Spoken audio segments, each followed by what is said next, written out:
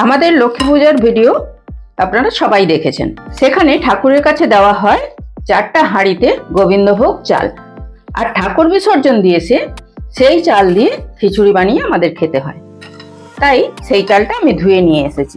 এরপর এর মধ্যে জল ছেঁকে চালটা দিয়ে দিলাম। এরপর এতে দেব মুগের ডাল। সোনা মুগের ডাল ধুয়ে নিয়ে এসেছি, শুধু ভিজিয়ে রাখিনি, কিন্তু ধুয়ে নিয়ে এসেছি।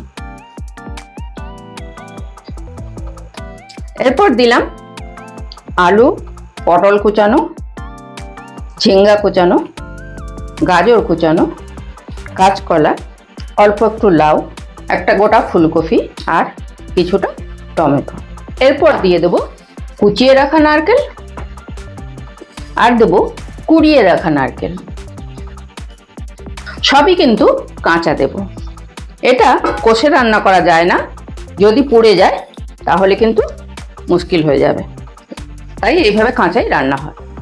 এরপরে দিলাম লবণ, হলুদ গুঁড়ো, লঙ্কা গুঁড়ো, কাঁচা লঙ্কা কুচানো, গ্রেটেড আদা, জিরা গুঁড়ো, গোলমরিচ গুঁড়ো, এলাচ গুঁড়ো, তেজপাতা আর দেব ঘি।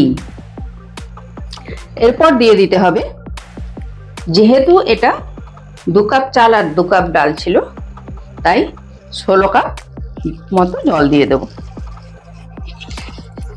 আর কিচ্ছু না।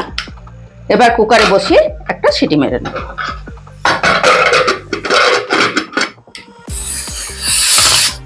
একটা সিটি মেরে গ্যাসটা অফ করে দিলাম।